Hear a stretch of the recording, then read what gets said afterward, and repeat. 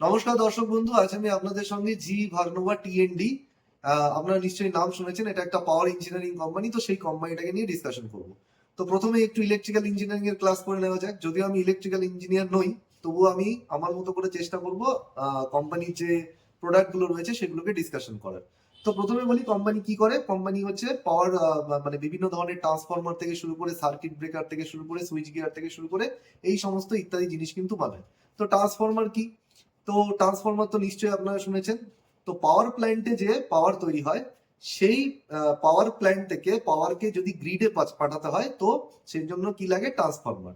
তো পাওয়ার প্ল্যান্টে যে পাওয়ার তৈরি হয় সেটা থেকে পাওয়ার গ্রিড, সেটার তো দূরত্ব অনেকটা হয়। তো সুতরাং এই লং ডিস্টেন্সে যদি পাওয়ারকে ট্রাভেল করতে হয়, তাহলে কিন্তু তার ট্রান্সফরমার লাগে।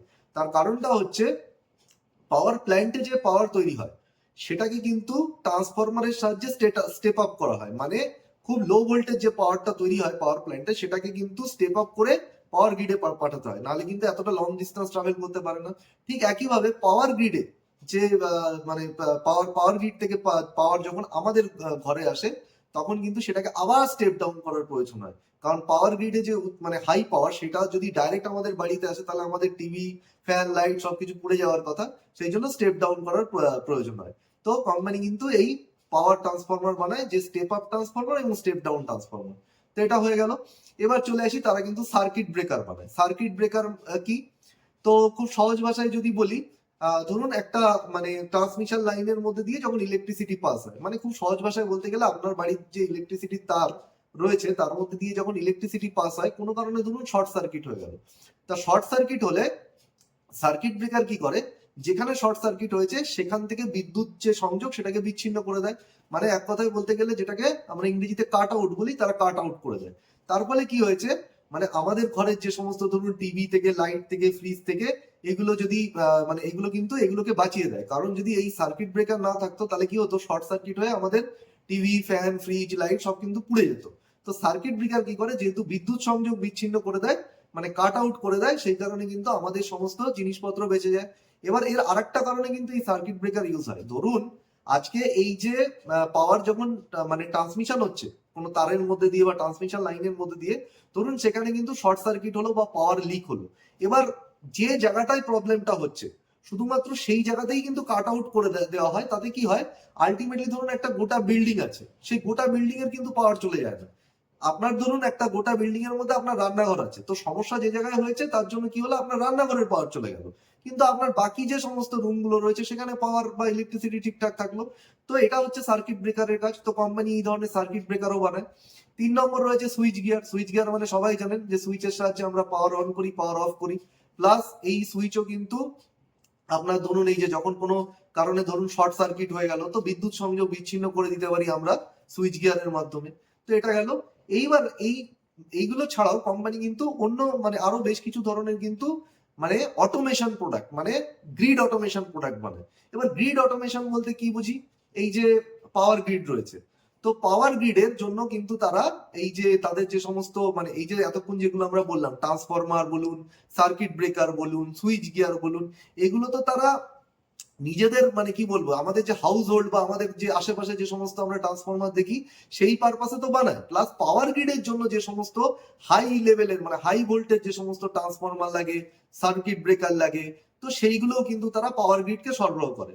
তো একটা খুব সহজ উদাহরণের সাহায্যে যদি ব্যাপারটা বুঝি, ধরুন পাওয়ার গ্রিড, আপনারা সবাই নাম শুনেছেন। তো পাওয়ার গ্রিড বা ধরুন এনটিপিসির মতো কোম্পানি এসে মানে এই কোম্পানিকে এসে বললো যে তুমি আমাকে বেশ কিছু ট্রান্সফরমার দাও বা আমাকে কিছু সার্কিট ব্রেকার দাও।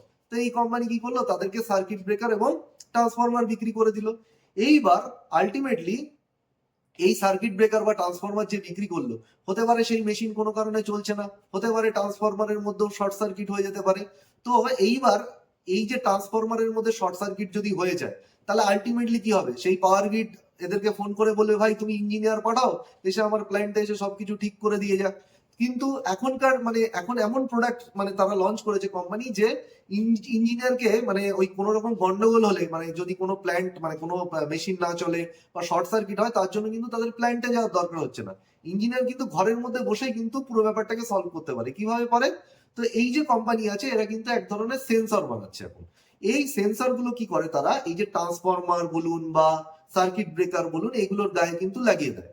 এইবার কোম্পানির ধরুন যে ইঞ্জিনিয়ার রয়েছে, সেই ইঞ্জিনিয়ারের কাছে কিন্তু এক ধরনের সুপার কম্পিউটার থাকে। এই সুপার কম্পিউটার কিন্তু ওই যে সেন্সর রয়েছে, যেগুলো ট্রান্সফরমার সার্কিট ব্রেকারের গায়ে বসানো হয়েছে, সেইগুলোর সঙ্গে কিন্তু কানেক্টেড থাকে। ধরুন কোনো কারণে ট্রান্সফরমার বাস্ট হয়ে যাবে, শর্ট সার্কিট হয়েছে, এরকম যদি পরিস্থিতি তৈরি হয়, সঙ্গে সঙ্গে কিন্তু ওই যে সেন্সর, সে কিন্তু সিগন্যাল পাঠিয়ে দেবে ওই ইঞ্জিনিয়ারের যে সুপার কম্পিউটার আছে সেখানে। ঠিক একইভাবে ধরুন কোনো কারণে মানে কোনো একটা ধরুন পার্টিকুলার মানে যে মেশিন সেটা চলছে না, তো সঙ্গে সঙ্গে কিন্তু ইঞ্জিনিয়ারের কাছে কিন্তু ওই সেন্সর কিন্তু সিগন্যাল পাঠিয়ে দেবে। ইঞ্জিনিয়ার কি করবে, ইঞ্জিনিয়ার হচ্ছে তার যে সুপার কম্পিউটার, সেখানে যে সমস্ত সফটওয়্যার আছে, সেই সফটওয়্যারের সঙ্গে বুঝে যাবে যে ওখানে কিন্তু মানে শর্ট সার্কিট হচ্ছে বা ওখানে কিন্তু মেশিন চলছে না। সে কিন্তু ওখানে বসেই পুরোটাকে কিন্তু সলভ করে দিতে পারবে, পুরো ব্যাপারটাকে ঠিক করে দিতে পারবে। কি করে পারবে? কারণ আমি ওই যে বললাম যে ইঞ্জিনিয়ারের কাছে যে সফটওয়্যার রয়েছে, সুপার কম্পিউটার যে সে ব্যবহার করছে, তার মধ্যে যে সফটওয়্যার রয়েছে সেটা হচ্ছে ওই সেন্সরের সঙ্গে কিন্তু কানেক্টেড। তো সেন্সরের যে সিগন্যাল, সেই সিগন্যালিং এর মাধ্যমে কিন্তু ইঞ্জিনিয়ার ঘরে বসে কিন্তু পুরো ব্যাপারটাকে সলভ করে দিতে পারবে, পুরোটাকে ঠিক করে দিতে পারবে। এই যে সিগন্যালিং, মানে সিগন্যালিং এর জন্য যে এই যে সেন্সর গুলো, কোম্পানি কিন্তু এই সেন্সর গুলোকেও কিন্তু তৈরি করে। প্লাস এই যে আমি বললাম যে ইঞ্জিনিয়ার যে সমস্ত সফটওয়্যারের সাহায্যে এই সিগন্যালকে ডিটেক্ট করে যে পুরো মানে ব্যাপারটাকে মনিটর করছে, পুরো জিনিসটাকে ধরুন খারাপ হয়ে যাওয়ার আগেই, মানে পুরোটা ধরুন এই যে শর্ট সার্কিট হয়ে বাস্ট হয়ে যাওয়ার আগেই ব্যাপারটাকে ঠিকঠাক করে দিচ্ছে। এই পুরো ব্যাপারটা, এই যে মনিটরিং থেকে শুরু করে পুরো কন্ট্রোলটা কিন্তু এই সফটওয়্যারের সাহায্যে যেটা করতে পারে, এই সফটওয়্যার কিন্তু এই কোম্পানি কিন্তু বানিয়ে বিক্রি করে। তো এই হচ্ছে কোম্পানির কিন্তু ওভারঅল বিজনেস মডেল। এইবার যদি আমরা চলে আসি কোম্পানির পারফরমেন্সে, তো কোম্পানির যদি রেভিনিউ গ্রোথ আমরা দেখি, মানে কোম্পানির সেলস গ্রোথ হচ্ছে 42%। তো কোম্পানি গত বছরের মার্চ কোয়ার্টার থেকে এই বছরের মার্চ কোয়ার্টারে 42% সেলস গ্রোথ এসছে। ফুল ইয়ারে যদি আমরা দেখি, তাহলে কোম্পানির সেলস গ্রোথ হচ্ছে আপনার 26%। এবার আমাকে বুঝতে হবে, প্রত্যেকটা ভিডিওতে আমি ডিসকাশন করি যে সেলস গ্রোথ এসেছে বললে হবে না, এসেছে তো আপনি স্ক্রিনারে গিয়ে দেখে নিতে পারেন। আমার কাজ হচ্ছে আপনাকে এটা বোঝানো যে সেলস গ্রোথটা কোথা থেকে এসছে। তো সেটা যদি আমরা একটুখানি মানে ডিটেলসে অ্যানালিসিস করি, আমরা দেখব এই গত এক বছরে প্রায় 6,000 কোটি টাকার মতো কিন্তু অর্ডার কোম্পানি এক্সিকিউশন করেছে, মানে অর্ডারের কাজ শেষ করে, মানে ক্লায়েন্টের থেকে যে অর্ডার পেয়েছিল সেটা করে ক্লায়েন্টের কাছে দিয়ে দিয়েছে। এবং সেখান থেকে কিন্তু কোম্পানি কিন্তু এই যে তার যে রেভিনিউ, এই গোটা বছরে তার যে মানে সেলস হয়েছে, সেটা কিন্তু এখান থেকেই কিন্তু কোম্পানির এসছে। এবার যদি আমরা দেখি, এটা তো গেল সেলস। সেকেন্ড যেটা আমরা দেখবো হচ্ছে কোম্পানির প্রফিট। প্রফিটের যদি গ্রোথ দেখি, 77% গ্রোথ এসছে গত বছরের মার্চ কোয়ার্টার থেকে এই বছরের মার্চ কোয়ার্টারে। 42% রেভিনিউ গ্রোথ, 77% হচ্ছে অপারেটিং প্রফিটের গ্রোথ। যদি আমরা ফুল ইয়ারে দেখি, অপারেটিং প্রফিটের গ্রোথ হচ্ছে 103%। তাহলে এই যে হিউজ অপারেটিং প্রফিটের গ্রোথ থেকে আমরা কি দেখছি, যে রেভিনিউ এর থেকে অপারেটিং প্রফিটের গ্রোথ বেশি এসছে, অর্থাৎ কোম্পানির কাছে অপারেটিং লেভারেজ এসছে। তো অপারেটিং লেভারেজ যদি আসে, তাহলে অবভিয়াসলি কোম্পানির মার্জিনও বেড়ে যাওয়ার কথা। যদি আমরা দেখি, কোম্পানির মার্জিনও কিন্তু গত বছরের থেকে বেড়ে গেছে। গত বছরের মার্চ কোয়ার্টারে 22% মার্জিন ছিল, এখন হচ্ছে 27%। ফুল ইয়ারও মার্জিন কিন্তু লাস্ট ইয়ারে 19% থেকে বেড়ে হয়েছে 27%। এবার ব্যাপারটা হচ্ছে সেই একই, আমাদের যে মানে আমরা যে চেক লিস্ট ফলো করি, সেটা হচ্ছে মার্জিন কেন বেড়েছে। তো মার্জিন কিন্তু এখানে বেড়ে যাওয়ার কিন্তু বেশ কিছু কারণ আছে।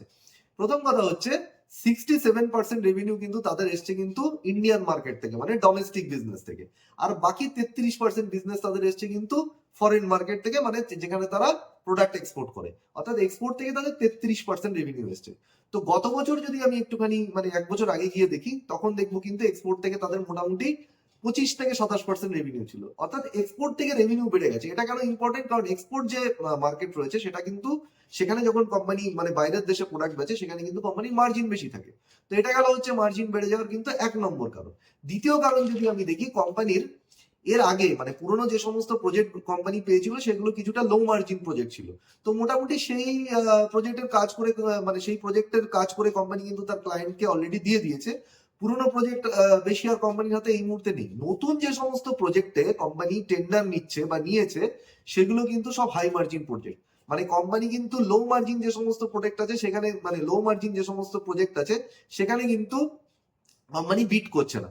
এখানে একটা জিনিস বুঝতে হবে, মানে ব্যাপারটা হচ্ছে দেখবেন এই সমস্ত যে কোম্পানি আছে যাদের অর্ডার বুক ভিত্তিক হচ্ছে ব্যবসা, তারা কি করে, এই যে গভর্নমেন্ট বা ধরুন প্রাইভেট কোম্পানি যেগুলো তাদের ক্লায়েন্ট, তো তারা যখন টেন্ডার ফ্লোট করে, তখন এই ধরনের অনেক কোম্পানি সেই টেন্ডারে পার্টিসিপেট করে। এবার যখনই কোনো কোম্পানি এই টেন্ডার গুলোতে পার্টিসিপেট করে, তাদের লক্ষ্য থাকে যে আমি যত কমে বিট করতে পারি, কারণ যত কমে বিট করবে তত তার প্রজেক্টটা পাওয়ার সম্ভাবনা বেশি। কিন্তু কমে বিট করলে সমস্যা হচ্ছে, মানে এই প্রজেক্ট পাওয়ার চক্করে যেটা হয় সেটা কিন্তু তাদের মার্জিন পড়ে যায়। তো কোম্পানি কিন্তু মানে এই কোম্পানি কিন্তু বলছে ভাই আমরা এই চক্করে যাবো না, যে ওই আমাকে যেভাবেই হোক প্রজেক্ট পেতে হবে কিন্তু সেই প্রজেক্টটা আমার মার্জিন আসবে না, এই ধরনের প্রজেক্টে আমি বিডই করবো না। তো আলটিমেটলি কিন্তু কোম্পানি হাই মার্জিন প্রজেক্টে কিন্তু বিট করছে। তো এটা গেল হচ্ছে মার্জিন বেড়ে যাওয়ার কিন্তু দ্বিতীয় কারণ। আর 3 নম্বর কারণটা হচ্ছে আমি একটু আগে বলছিলাম না, কোম্পানি বিভিন্ন এই যে সফটওয়্যার রয়েছে যেগুলো ওই যে সুপার কম্পিউটারে বসে ইঞ্জিনিয়ার যেটার মাধ্যমে পুরো ব্যাপারটাকে মনিটর করে, সেই তা হচ্ছে সফটওয়্যার শুধুমাত্র বেচে না, সেই সফটওয়্যার রিলেটেড কিন্তু সার্ভিসও প্রোভাইড করে। কারণ ধরুন সফটওয়্যার বেচে দিলেই তো হলো না, ধরুন সফটওয়্যার যখন মানে ধরুন তার মানে সফটওয়্যারকে মাঝে মাঝে মেনটেনেন্স করবার দরকার হয়, তো সফটওয়্যারের যে মেনটেনেন্সের কাজও তাদের ক্লায়েন্ট তাদেরকে দেয়, তো সেখান থেকেও কিন্তু তাদের রেভিনিউ আসে। তারপরে হচ্ছে ধরুন সফটওয়্যারের ভার্সন যখন আপগ্রেড হয়ে যায়, তখন সেই সফটওয়্যারটাকেও আপগ্রেড করার দরকার হয়, আপডেট করবার দরকার হয়, তো সেখান থেকেও কিন্তু একটা তাদের রেভিনিউ আসে। মানে এটাকে বলতে পারি আমরা আফটার মার্কেট রেভিনিউ বা আফটার সেল সার্ভিস। তো এখানে কিন্তু কোম্পানির কিন্তু মার্জিন বেশি থাকে। তো আমরা বুঝতে পারছি কোম্পানি কিসের জন্য মার্জিন বেড়ে গেছে। তো এটা তো হয়ে গেল কোম্পানির অপারেটিং লেভেলের মার্জিনের কথা।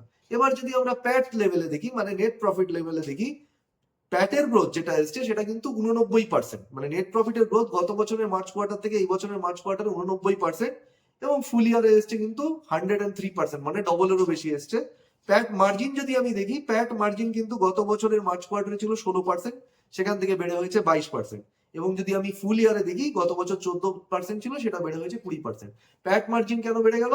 তার কারণ হচ্ছে কোম্পানির গত বছর কিন্তু বেশ কিছু লোন ছিল, কোম্পানি যে বেসিক্যালি তার যে সমস্ত লোনের টাকা সেগুলোকে মোটামুটি শোধ করে দিয়েছে, ফলে তার ইন্টারেস্ট কস্ট কমে গেছে। তো ইন্টারেস্ট কস্ট কমে গেলে অবভিয়াসলি কি হবে, কোম্পানির প্যাট মার্জিন বা প্যাট বেড়ে যাবে, নেট প্রফিট বেড়ে যাবে। তো এখানে কিন্তু সেটাই হয়েছে। তো এই হচ্ছে ওভারঅল কোম্পানির পারফরমেন্স। এবার চলে আসি কোম্পানির ম্যানেজমেন্ট কি গাইডেন্স দিয়েছে আগামী দিনের জন্য। তো সরাসরি বলতে গেলে কোম্পানির ম্যানেজমেন্ট কিন্তু কোনো রেভিনিউ গ্রোথের গাইডেন্স দেয়নি পরের বছরের জন্য। তাহলে আমরা কি করে রেভিনিউ গ্রোথ, মানে কোম্পানি ম্যানেজমেন্ট গাইডেন্স দেয়নি বলে কি আমরা মানে পরের বছর রেভিনিউ গ্রোথ ক্যালকুলেশন করতে পারবো না? অবশ্যই পারবো। তার জন্য আমাদেরকে কিন্তু কিছু অ্যাজাম্পশন করতে হবে। এই অ্যাজাম্পশনটা কোন দিক থেকে আসে? তার জন্য আমাকে দেখতে হবে হচ্ছে কোম্পানির অর্ডার বুক কত আছে। তো এই মুহূর্তে যদি আমরা দেখি কোম্পানির অর্ডার বুক হচ্ছে 21,460 কোটি টাকা। এবার এর মধ্যে না লং টার্ম অর্ডারও আছে, শর্ট টার্ম অর্ডারও আছে। মানে কিছু কিছু অর্ডার আছে যেগুলো 28-29 সালে গিয়ে কিন্তু কোম্পানি সেই অর্ডারের কাজ করে ক্লায়েন্টের হাতে তুলে দেবে। সুতরাং সেই অর্ডারগুলো থেকে পরের বছর তার রেভিনিউ আসবে না।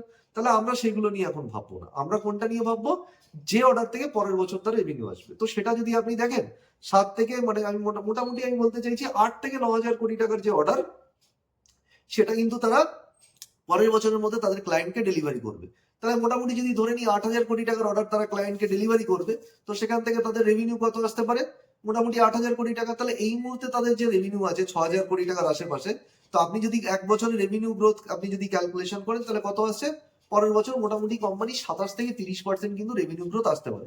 এই বছর কত রেভিনিউ গ্রোথ করেছে কোম্পানি? এই বছর রেভিনিউ গ্রোথ করেছে আপনার 45%। তার মানে রেভিনিউ গ্রোথ কিন্তু পরের বছর কিন্তু কোম্পানির এখন যেটা আছে সেখান থেকে কিন্তু কিছুটা কমে যাবে। এবার এটা কিন্তু কোনো চিন্তার বিষয় না, কারণ হচ্ছে এই বছর কোম্পানির মানে রেভিনিউ অনেকটাই কিন্তু বেড়ে গেছে। তো এখান থেকে যদি কোম্পানি এই যেটা মানে 27-30% রেভিনিউ করতে পারে, তো সেটা যথেষ্ট, মেনটেন করতে পারলে যথেষ্ট। এবার ব্যাপারটা হচ্ছে এই রেভিনিউ গ্রোথটা যদি আপনি দেখেন 28-29 সালের পর কিন্তু আরো বাড়বে। তার কারণটা হচ্ছে এই যে লং বললাম না, কিছু অর্ডার আছে যেগুলো হচ্ছে লং টার্ম অর্ডার, মানে যেগুলো কিন্তু 28-29 সালে সেই অর্ডার কিন্তু সে ক্লায়েন্টকে ডেলিভার করবে। তার মধ্যে মানে মেজর যে অর্ডার রয়েছে সেটা হচ্ছে আদানি থেকে অর্ডার। আদানি থেকে যে হাই ভোল্টেজ ট্রান্সমিশন লাইনের কাজগুলো কোম্পানি পেয়েছে, সেগুলো তার শেষ হয়ে যাবে হচ্ছে আপনার 28-29 সালে গিয়ে। তো সেই সময় কিন্তু তার রেভিনিউ কিন্তু মানে গ্রোথটা কিন্তু আরো বেশি চলে আসবে। এবার যদি আমরা দেখি যে রেভিনিউ গ্রোথটা আসবে আমরা বলে দিচ্ছি, কিন্তু কথা হচ্ছে রেভিনিউ গ্রোথটা আসবে কোথা থেকে? যদি 27 থেকে 30% তার রেভিনিউ গ্রোথ করতে হয়, তার জন্য কোম্পানি কি করছে যার জন্য রেভিনিউ গ্রোথ আসবে? তো কোম্পানি কিন্তু অনেক আগে থেকেই বলে আসছে যে আগামী 2 বছরের জন্য তারা 1,000 কোটি টাকা কিন্তু ইনভেস্ট করবে। তো মোটামুটি 27 সালের জন্য 500 কোটি টাকা তারা খরচা করবে, এবং 28 সালের জন্য আরো 500 কোটি টাকা তারা খরচা করবে। তো এই যে টাকা তারা কোথায় খরচা করবে? তো বেসিক্যালি বিভিন্ন মানে জায়গায় তারা এই টাকাটা খরচা করবে। এবং ম্যানেজমেন্ট এই কোয়ার্টারে আরেকটা জিনিস বলেছে যে তামিলনাড়ুর যে হসুর বলে জায়গা আছে সেখানে তারা একটা ওই যে সার্কিট ব্রেকারের বেশ কিছু কম্পোনেন্ট বানাবে, এবং এর জন্য কিন্তু 55 কোটি টাকা কিন্তু ম্যানেজমেন্ট স্যাংশন করেছে। প্লাস আরো বেশ কিছু তারা ক্যাপেক্স করছে, যেরকম হচ্ছে আপনার হাই ভোল্টেজ যে আপনার পাওয়ার গ্রিড রয়েছে, হাই ভোল্টেজ পাওয়ার গ্রিডে এক ধরনের রিয়াক্টার লাগে। তো সেই রিয়াক্টার কি করে, এই যে পাওয়ারের যে ভোল্টেজটা সেটাকে কন্ট্রোল করে, তার জন্য কোম্পানি ইনভেস্ট করছে। প্লাস হচ্ছে এই যে আপনার হাই ভোল্টেজ যে লাইন, হাই ভোল্টেজ ট্রান্সমিশন লাইনে যে ধরনের সুইচ লাগে, সুইচ গিয়ার লাগে, সেগুলোর জন্য কিন্তু কোম্পানি খরচা করছে। তো কোম্পানি কিন্তু এই যে খরচাগুলো করছে এখান থেকে কিন্তু কোম্পানির আগামী দিনের রেভিনিউ আসবে। এবং এর মধ্যে মেজর খরচা যেটা করবে, মানে সব থেকে বড় এখানে গ্রোথ ড্রাইভার হচ্ছে হাই ভোল্টেজ ট্রান্সমিশন লাইন। কারণ এই হাই ভোল্টেজ ট্রান্সমিশন লাইনের কিন্তু আগামী দিনে ভারতবর্ষে কিন্তু হিউজ ডিমান্ড রয়েছে। কারণ আমরা দেখতে পাচ্ছি যত মানে এই মুহূর্তে এই যে রিনিউয়েবল এনার্জি বা ট্রানজিশন হচ্ছে, তো তত কিন্তু হাই ভোল্টেজ ট্রান্সমিশন লাইনের ডিমান্ড থাকবে। তো এটা গেল। এবার আমরা চলে আসি মার্জিন গাইডেন্সে। কোম্পানির ম্যানেজমেন্ট পরের বছরের জন্য 24 থেকে 25% মার্জিন গাইডেন্স দিয়েছে। তো এখন তাদের মার্জিন কত আছে? 27%। তো আমরা দেখতে পাচ্ছি পরের বছর কিন্তু মার্জিন কিছুটা পড়ে যাবে। তো এটা কিন্তু চিন্তার ব্যাপার না। তো কেন মার্জিন পড়ে যাবে? কারণ আমরা সবাই জানি যে মিডিল ইস্টের যুদ্ধের জন্য কি হয়েছে, র ম্যাটেরিয়ালের দাম বেড়ে গেছে, প্লাস ধরুন আপনার এই যে ট্রান্সপোর্টেশনের খরচা বেড়ে গেছে। তো ওভারঅল তার জন্য কিন্তু মার্জিন কিন্তু প্রেশার কিন্তু আগামী 1-2 বছরে কিন্তু একটু হলেও থাকবে। প্লাস কি হয়েছে, এই যে মানে কোম্পানির যদি আপনি এই মুহূর্তে অর্ডার বুক দেখেন, তো অর্ডার বুকের মাত্র 8% হচ্ছে এক্সপোর্ট অর্ডার। একটু আগে আমি আপনাদেরকে একটা কথা বলেছিলাম যে কোম্পানির 33% রেভিনিউ এসছে কিন্তু এক্সপোর্ট মার্কেট থেকে। তো কোম্পানির তো এক্সপোর্ট মার্কেট থেকে এবছর রেভিনিউ বেশি এসছে, কিন্তু যদি আপনি দেখেন অর্ডার বুক, তাহলে কিন্তু কোম্পানির মাত্র 8% কিন্তু এক্সপোর্ট অর্ডার রয়েছে। এটা কি ইন্ডিকেট করছে? যে আগামী বছর কোম্পানি কিন্তু এক্সপোর্ট মার্কেট থেকে বেশি রেভিনিউ জেনারেট করতে পারবে না। অর্থাৎ মানে ক্লিয়ার কথায় বলতে গেলে কোম্পানির ম্যানেজমেন্ট এই মুহূর্তে এক্সপোর্ট মার্কেটের উপর কিন্তু বেশি ফোকাস করছে না। তার কারণটা হচ্ছে এক্সপোর্ট মার্কেটে এই যে মিডল ইস্টের সমস্যা বা ইত্যাদি সমস্যার জন্য কিন্তু আগামী 1 বছর কিন্তু খারাপ যাবে। তো বেসিক্যালি এই কারণ হচ্ছে অনেক মানে এদের যারা ক্লায়েন্ট আছে তারাও তো মিডল ইস্টে ব্যবসা করে, তাদের ব্যবসা যদি ভালো না যায়, জিনিসপত্রের দাম যদি বেড়ে যায়, তাহলে ব্যবসা ভালো মানে ওভারঅল কোম্পানি ক্লায়েন্টদের ব্যবসা যদি ভালো না যায়, তো কোম্পানির ব্যবসা কি করে ভালো যাবে? তো সেই কারণে কিন্তু মার্জিন কিন্তু মোটামুটি 1-2 বছর একটু নিচে থাকবে। কিন্তু যদি আমরা এখানে লং টার্মে দেখি, লং টার্মে কিন্তু মার্জিন কিন্তু বাড়ার জন্য অনেকগুলি কিন্তু ট্রিগার রয়েছে। তো তার মধ্যে সব থেকে বড় যে সমস্ত ট্রিগার গুলো সেগুলো কি কি? তো এখন যদি আমরা দেখি এই যে যেটা বলছিলাম হাই ভোল্টেজ ট্রান্সমিশন লাইন, এটার কিন্তু হিউজ ডিমান্ড আসছে। শুধুমাত্র মানে বললে বিশ্বাস করবেন না যে রাজস্থান স্টেট আগামী 10 বছরে মানে প্রায় 2035 সালের মধ্যে কিন্তু এখানে প্রায় 10টা হাই ভোল্টেজ ট্রান্সমিশন লাইনের 10টা high voltage transmission line project কিন্তু এখানে বসবে। মানে পুরো 10টা হাই ভোল্টেজ ট্রান্সমিশন লাইনের প্রজেক্ট কিন্তু এখানে কমপ্লিট হবে। তো কোম্পানি কিন্তু সেই প্রজেক্টগুলোতে কিন্তু মানে মানে প্রজেক্টগুলোতে কিন্তু অলরেডি বিড করে বসে আছে। তার মধ্যে যদি ধরুন 2-3টে প্রজেক্ট যদি পেয়ে যায়, তাহলে সেটা কোম্পানির জন্য একটা বড় অপরচুনিটি। আচ্ছা, দ্বিতীয় অপরচুনিটিটা হচ্ছে এই যে হাই ভোল্টেজ ট্রান্সমিশন লাইন যেটা বলছি, তার বিভিন্ন কম্পোনেন্ট রয়েছে। সেই কম্পোনেন্ট গুলো আগে কোম্পানি বাইরে থেকে আনতো। এখন গভর্নমেন্ট যেটা পুশ করছে যে তোমরা নিজে মানে কোম্পানিগুলোকে বলছে তোমরা এখানেই এগুলোকে তৈরি করো। তো কোম্পানি যখন ইন্ডিয়াতে এইগুলোকে তৈরি করবে, তখন তাদের কি হবে, এই যে বাইরে থেকে যে আনে তাদের খরচা বেশি হয়, তো ইম্পোর্ট কস্ট কিন্তু কমে যাবে। তো এর জন্য কিন্তু কোম্পানির মার্জিন বাড়বে। আর 3 নম্বর যেটা সব থেকে বড় কারণ, সেটা হচ্ছে ডেটা সেন্টার। তো ডেটা সেন্টার তো এখন ইন্ডিয়াতে আমরা ডেটা সেন্টার নিয়ে অনেক কথা শুনছি। তো ডেটা সেন্টার এই মুহূর্তে একদম ন্যাসেন্ট স্টেজে আছে, মানে খুব ছোট জায়গায় রয়েছে।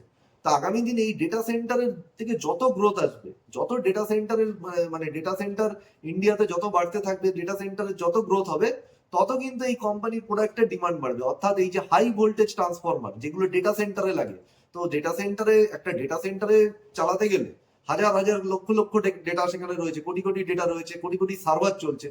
তো তার জন্য কি হবে, হাই ভোল্টেজ যে ট্রান্সফরমারের ডিমান্ড কিন্তু প্রচুর বাড়বে। তার সঙ্গে সঙ্গে সুইচ গিয়ার, সার্কিট ব্রেকার, এগুলো তো লাগবেই। তো কোম্পানির কিন্তু সেখানে হিউজ ডিমান্ড আসবে। এবার একটা নর্মাল ট্রান্সফরমার বিক্রি করে যে মার্জিন থাকে, তার থেকে ডেটা সেন্টারে যে ট্রান্সফরমার মানে লাগে, সেখানে মার্জিন অনেক বেশি থাকে। তো সুতরাং কোম্পানির কিন্তু লং টার্মে কিন্তু মার্জিন বাড়বে, সেটা নিয়ে কিন্তু কোনো সংশয় কিন্তু নেই। এবার যদি আমরা কোম্পানির ওভারঅল যদি আমরা ইন্ডাস্ট্রি অপরচুনিটি দেখি, ডেটা সেন্টার তো একটা সব থেকে বড় অপরচুনিটি যেটা আমরা বুঝতে পারছি। এছাড়া কিন্তু রিনিউয়েবল এনার্জি, এই রিনিউয়েবল এনার্জি কিন্তু কোম্পানির জন্য একটা বিশাল বড় অপরচুনিটি। কারণ আপনারা সবাই জানেন আমাদের গভর্নমেন্ট 500 গিগাওয়াটের টার্গেট দিয়েছে, মানে যে 500 গিগাওয়াট রিনিউয়েবল এনার্জি ক্যাপাসিটি তে আমরা পৌঁছাবো 2030 সালের মধ্যে। 2035 সালের মধ্যে গভর্নমেন্ট টার্গেট দিয়েছে আমরা কত, 800 গিগাওয়াট রিনিউয়েবল এনার্জি ক্যাপাসিটিতে কিন্তু পৌঁছে যাব। সুতরাং এই রিনিউয়েবল এনার্জি ক্যাপাসিটি যত আমরা এই রিনিউয়েবল এনার্জির দিকে মানে শিফট করব, এখন আমরা কি থার্মাল এনার্জি মানে উপর মানে বেশিরভাগটা নির্ভরশীল। যদিও আমরা দেখবো যে থার্মাল এনার্জিতে কিন্তু ধীরে ধীরে রিনিউয়েবল এনার্জি কিন্তু সেটাকে ক্রস করে যাচ্ছে। তো আগামী দিনে কিন্তু মোটামুটি দেখবো রিনিউয়েবল এনার্জি কিন্তু মানে থার্মাল এনার্জির থেকে বেশি বেশি আসবে। তো এই মুহূর্তে যদি আমরা ডেটা দেখি, মানে যেটা এস্টিমেট হচ্ছে 2035 সালের মধ্যে ভারতের টোটাল যতটা বিদ্যুৎ লাগবে, মানে ভারতের টোটাল যতটা পাওয়ার জেনারেশন হবে, তার 70% আসবে কিন্তু আপনার রিনিউয়েবল এনার্জি থেকে, মানে হচ্ছে ওই সোলার থেকে, উইন্ড থেকে, তো এই সমস্ত জায়গা থেকে। তাহলে আলটিমেটলি কিন্তু সোলার এবং উইন্ডের জন্য কিন্তু প্রচুর পরিমাণে কিন্তু ট্রান্সফরমারের ডিমান্ড বাড়বে। এবার এখানে কিন্তু একটা জিনিস আপনাকে বুঝতে হবে যে এই যে কয়লা থেকে যে আমরা যে তাপবিদ্যুৎ তৈরি করি এবং সেই তাপবিদ্যুৎ তৈরি করে যেটা আমরা গ্রিডে পাঠাই, সে এখানে যে ধরনের পাওয়ার গ্রিড লাগে, যখন কিন্তু আমরা এই রিনিউয়েবল এনার্জি থেকে মানে রিনিউয়েবল এনার্জি থেকে ইলেকট্রিসিটি তৈরি করবো, মানে সোলার প্ল্যান্ট থেকে ইলেকট্রিসিটি তৈরি করে সেটাকে গ্রিডে পাঠাতে গেলে কিন্তু সেম টাইপের গ্রিড থাকলে চলবে না, কারণ গ্রিডটাকে কিন্তু মডার্নাইজ করতে হবে, গ্রিডের ইনফ্রাস্ট্রাকচারকে কিন্তু চেঞ্জ করতে হবে। কেন? কারণ ধরুন, কারণ মানে যে মেন কারণটা হচ্ছে সোলার যে প্ল্যান্ট সেটা সকালবেলায় পাওয়ার তৈরি করে, কিন্তু রাত্রিবেলায় সেখানে কিন্তু কোনো পাওয়ার তৈরি করে না। তাহলে আলটিমেটলি কি হচ্ছে, রাত্রিবেলায় যেহেতু পাওয়ার সাপ্লাই করতে পারবে না গ্রিডে, তাহলে গ্রিড ইনস্টেবল হয়ে যাবে। ঠিক একইভাবে উইন্ডের ক্ষেত্রেও তাই। তো সুতরাং এই যে সকালবেলা পাওয়ার জেনারেশন করবে, রাতের বেলা পাওয়ার জেনারেশন করবে না বলে গ্রিড আনস্টেবল হয়ে যাবে। তো বেসিক্যালি এর জন্য কিন্তু উপযুক্ত কিন্তু টেকনোলজির সাহায্যে কিন্তু নতুন করে গ্রিড তৈরি করতে হবে। প্লাস আরেকটা জিনিস আছে, এই যে আমরা বলছি না যে সকালবেলা সোলার পাওয়ার প্ল্যান্ট যে পাওয়ার জেনারেশন করলো, সেটাকে তো স্টোর করতে হবে ব্যাটারিতে। ব্যাটারির সাহায্যে স্টোর করে যখন আপনি ওই গ্রিডে পাঠাবেন, তার জন্য পুরো টেকনোলজি কিন্তু এখানে আলাদা আলাদা লাগবে। সুতরাং এই যে নতুন ধরনের যে ট্রান্সফরমারের প্রয়োজন, নতুন ধরনের সার্কিট ব্রেকারের প্রয়োজন, তো এইটাই হচ্ছে কোম্পানির সামনে কিন্তু হিউজ ডিমান্ড। কারণ সোলার পাওয়ার কিন্তু যখন পিক ডিমান্ড থাকে, পিক ডিমান্ড কখন থাকে? সকালবেলায় তো সোলার সূর্যের মানে সোলার প্যানেল যেগুলো আছে সেগুলো তো পাওয়ার জেনারেশন করে। তো রাতের বেলায় কিন্তু পাওয়ারের ডিমান্ড কিন্তু সব থেকে বেশি থাকে, কিন্তু সেই সময় কিন্তু সোলার প্যানেল সূর্যের আলো থাকে না বলে কোনো পাওয়ার জেনারেশন করতে পারে না। তো পিক ডিমান্ড কিন্তু আগামী দিনে ডবল হয়ে যাবে। তাহলে পিক ডিমান্ড যদি ডবল হয়, এবং এই পিক ডিমান্ড মিটবে কোথা থেকে? মিটবে কিন্তু এই সোলার এনার্জি থেকে। এবং সোলার এনার্জি থেকে মেটানোর জন্য কিন্তু প্রচুর পরিমাণে ব্যাটারি এনার্জি স্টোরেজ সিস্টেম, মানে ব্যাটারিতে সেই পাওয়ারটাকে স্টোর করে তারপরে গ্রিডে পাঠানোর দরকার হবে। তাহলে আলটিমেটলি সেই মানে টেকনোলজির সাহায্যে বা ইনফ্রাস্ট্রাকচারকে কিন্তু আমাদেরকে মডার্নাইজ করতে হবে। গ্রিডের মডার্নাইজেশন যদি না হয় তাহলে কিন্তু সম্ভব না। তো সুতরাং যত পাওয়ার গ্রিড মডার্নাইজেশন করতে হবে, তত কিন্তু নতুন ধরনের ট্রান্সফরমার থেকে শুরু করে নতুন ধরনের যে সমস্ত সার্কিট ব্রেকার বলুন বা অন্যান্য যে সমস্ত প্রোডাক্ট কোম্পানি বানায়, তার কিন্তু একটা হিউজ ডিমান্ড থাকবে। তো এই হচ্ছে কোম্পানির ইন্ডাস্ট্রি লেভেল অপরচুনিটি হয়ে গেল। এবার যদি কোম্পানির অন্যান্য দু একটা লাস্ট যেগুলো দেখে নেবো, সেটা হচ্ছে কোম্পানির যদি এই মুহূর্তে দেখেন ক্যাশ ফ্লো কিন্তু পজিটিভ, ক্যাশ ফ্লো নিয়ে কিন্তু কোনো সমস্যা নেই। ওয়ার্কিং ক্যাপিটালের মধ্যে যদি আমি দেখি, রিসিভেবল কিন্তু এখানে একটু হাই আছে। তো কোম্পানি বেসিক্যালি এখানে রিসিভেবল হাই হওয়ার কিছু কারণ রয়েছে। কারণ আমরা জানি এই যে বেশিরভাগ তাদের যে ক্লায়েন্ট রয়েছে, যাদেরকে তারা মানে প্রোডাক্ট, মানে যাদেরকে তারা প্রোডাক্ট সেল করে, তো তাদের অনেকেরই মিডিল ইস্টে বিজনেস রয়েছে। তো এখন কি হচ্ছে, মিডিল ইস্টের বিজনেস তাদের ভালো যাচ্ছে না। অনেকে আছে মিডিল ইস্ট থেকে তাদের র ম্যাটেরিয়াল মানে মানে কি বলে, র ম্যাটেরিয়াল যে সমস্ত জিনিসপত্র সেগুলোও তারা মিডিল ইস্ট থেকে নিয়ে আসে। ফলে আলটিমেটলি তাদের ক্লায়েন্টের ব্যবসা যদি ভালো না যায়, তো ক্লায়েন্টরা তাকে টাকা পেমেন্ট করবে কি করে? তো বেসিক্যালি এই যে এখন জিওপলিটিক্যাল সিচুয়েশনের জন্য কোম্পানির ক্লায়েন্টদের অবস্থা খুব একটা ভালো যাচ্ছে না, যার জন্য কিন্তু এই রিসিভেবল বেড়ে গেছে। কিন্তু এটা কিন্তু কোনো চিন্তার বিষয় নয়। কেন চিন্তার বিষয় নয়? তার কারণ হচ্ছে এই যুদ্ধের কন্ডিশন যখনই ঠিক হয়ে যাবে, কোম্পানির রিসিভেবল সাইকেল কিন্তু ঠিক হয়ে যাবে। কারণ এই কোম্পানির যদি আপনি দেখেন, কোম্পানির এই মুহূর্তে যে কারেন্ট অর্ডার আছে, কোম্পানির যে এই মুহূর্তে যে টোটাল অর্ডার আছে, তার 76% কিন্তু প্রাইভেট অর্ডার। কোম্পানির কাছে মাত্র 24% কিন্তু গভর্নমেন্টের অর্ডার আছে। মানে কোম্পানির এই যে মেজর অর্ডার যেহেতু প্রাইভেট থেকে আসে, প্রাইভেট কিন্তু অতটা ডিলে করে না। একটা গভর্নমেন্ট প্রজেক্ট থেকে টাকা আসতে যতটা ডিলে হয়, প্রাইভেট কোম্পানি কিন্তু টাকা দিতে অতটা ডিলে করে না। সুতরাং এটা কিন্তু কোনো রিস্ক নয়। এবার যদি আপনি যে গভর্নমেন্ট প্রজেক্ট দেখেন, সেখানে 24% রেভিনিউ, তাদের 24% অর্ডার আছে তাদের সেন্ট্রাল গভর্নমেন্টের কাছ থেকে। আর 2% অর্ডার তাদের মাত্র, মানে 2% মাত্র অর্ডার তাদের আছে হচ্ছে স্টেট গভর্নমেন্টের কাছ থেকে। সব থেকে বেশি প্রবলেম করে হচ্ছে পেমেন্ট নিয়ে কিন্তু স্টেট গভর্নমেন্ট। কিন্তু ধীরে ধীরে আমরা দেখছি স্টেট গভর্নমেন্টের সঙ্গে কাজ করা তারা একরকম কমিয়ে দিয়েছে। সুতরাং আগামী দিনে রিসিভেবলের প্রবলেম কিন্তু আসার কিন্তু সমস্যা, মানে রিসিভেবলের প্রবলেম কিন্তু স্থায়ী হবে না। এই যে ব্যাপারটা এখন চলছে সমস্যাটা যুদ্ধের জন্য, এটা কিন্তু ঠিক হয়ে যাবে। ইনভেন্টারিও কিন্তু কোম্পানির হাই আছে। ইনভেন্টারি হাই কিন্তু ওই যুদ্ধের জন্য সমস্ত কোম্পানি কিন্তু র ম্যাটেরিয়াল আগে থেকে কিনে রেখে দিচ্ছে। কারণ আগামী দিনে যদি র ম্যাটেরিয়ালের দাম বেড়ে যায়, তো কোম্পানির প্রবলেম হয়ে যাবে। সেই জন্য র ম্যাটেরিয়াল কিন্তু তারা আগেই কিনে তাদের স্টক করে রাখছে। পরের বছরের যে সমস্ত তাদের অর্ডার রয়েছে, পরের বছরের যে সমস্ত ডিমান্ড রয়েছে, সেটাকে তারা মেটানোর জন্য অলরেডি আগে থেকেই কিনে রেখে দিচ্ছে। তো এটাই হচ্ছে কারণ। তো আলটিমেটলি কিন্তু কোম্পানি যে ওয়ার্কিং ক্যাপিটাল যে সমস্যাটা আমরা দেখছি, সেটা কিন্তু টেম্পোরারি, এবং এটা নিয়ে কিন্তু কোনো মেজর সমস্যা নেই। তার কারণ হচ্ছে কোম্পানি ক্যাশ ফ্লো পজিটিভ। কোম্পানির যদি আপনি ডেট দেখেন, কোম্পানি তার ডেট মোটামুটি সমস্ত কিন্তু শোধ করে দিয়েছে। তো এখন কিন্তু পুরোপুরি ডেট ফ্রি কোম্পানি। তো কোম্পানি ব্যালেন্স শিটও ঠিক আছে, ওয়ার্কিং ক্যাপিটাল কিন্তু লং টার্ম নিয়ে কোনো চিন্তা নেই। যেটা কোম্পানির জন্য মেন কনসার্ন এই মুহূর্তে, সেটা হচ্ছে কোম্পানির ভ্যালুয়েশন। কোম্পানির ভ্যালুয়েশন মেন কনসার্ন এই কারণে বলছি, যদি আপনি লং টার্ম হরাইজনে দেখেন, মানে আপনি ধরুন এই স্টকে মোটামুটি 5 বছর 10 বছরের জন্য ইনভেস্ট করতে চাচ্ছেন, আমি বলবো হিউজ অপরচুনিটি আছে। মানে আজকে এখন যদি আমি দেখি স্টক অনেকটা বেড়ে গেছে আগামী মোটামুটি 6 মাস 1 বছরে, কিন্তু আপনি যদি লং টার্মে ইনভেস্ট করতে চান তাহলে বলবো এখনো পর্যন্ত এই যে ইন্ডিয়ার যে ডেটা সেন্টার বলুন, রিনিউয়েবল এনার্জি বলুন, আগামী 5-10 বছরে পাওয়ার সেক্টরে এত গ্রোথ আসতে চলেছে, এত ম্যাসিভ গ্রোথ আসতে চলেছে যে আপনি এখান থেকে রিটার্ন পাবেনই। 2 গুণ 3 গুণ 4 গুণও কিন্তু এই বর্তমান দাম থেকে কিন্তু পেতে পারেন। কিন্তু একটা জিনিস মাথায় রাখবেন, শর্ট টার্মে এই যে জিওপলিটিক্যাল সিচুয়েশনের জন্য শর্ট টার্মে যেহেতু মার্জিন প্রেশার থাকবে, তো সুতরাং শর্ট টার্মে কিন্তু যে স্টক মানে এখন যে জায়গায় বেড়ে গেছে সেখান থেকে কিন্তু ভ্যালুয়েশন কিন্তু অনেকটাই হাই হয়ে গেছে। তো শর্ট টার্মের রেসপেক্টে যেহেতু ভ্যালুয়েশন হাই হয়ে গেছে, আমি বলছি না যে ভ্যালুয়েশন হাই হয়ে গেছে মানে এখান থেকে রিটার্ন দেবে না, কিন্তু এখান থেকে সেই ম্যাসিভ রিটার্ন দেওয়ার যে সম্ভাবনা আগামী ধরুন এক বছর 2 বছরের মধ্যে ম্যাসিভ মানে 2 গুণ 3 গুণ হওয়ার কিন্তু সম্ভাবনা নেই। কিন্তু এখান থেকেও কোম্পানি কিন্তু একটা মোটামুটি 20% 25% কিন্তু রিটার্ন দিতেও পারে। তো আলটিমেটলি ব্যাপারটা হচ্ছে আপনার যদি শর্ট টার্ম ভিউ থাকে তাহলে কিন্তু আপনার যে রিটার্ন এক্সপেকটেশন সেটা এখান থেকে কম হওয়া উচিত। কিন্তু আপনার যদি মোটামুটি 5 থেকে 10 বছরের জন্য বা লং টাইম ফ্রেমের জন্য যদি আপনি ইনভেস্ট করে থাকেন তাহলে আমি বলবো একদম কিন্তু পারফেক্ট বেট। তো আশা করি ভিডিওটা আপনাদের ভালো লাগলো। যদি ভালো লেগে থাকে তবে লাইক, শেয়ার এবং সাবস্ক্রাইব করবেন। আর হ্যাঁ, যদি এই ধরনের ভিডিও আপনি আরো পেতে চান বা আপনার যদি কোনো রকমের মানে কোনো ধরনের কোম্পানি আপনি নিজের পোর্টফোলিওতে আপনার রয়েছে বর্তমানে, বা আপনি চাইছেন সেগুলো নিয়ে মানে আরো মানে মানে মানে চাইছেন আমার কাছ থেকে কোনো ভিডিও পেতে, তো এরকম থাকলে আপনি কমেন্টে লিখে জানাবেন আপনারা, তো সেই নিয়ে আমি কিন্তু ভিডিও করবো। তো এই বলে আমি আমার বক্তব্য শেষ করছি। ভালো থাকবেন।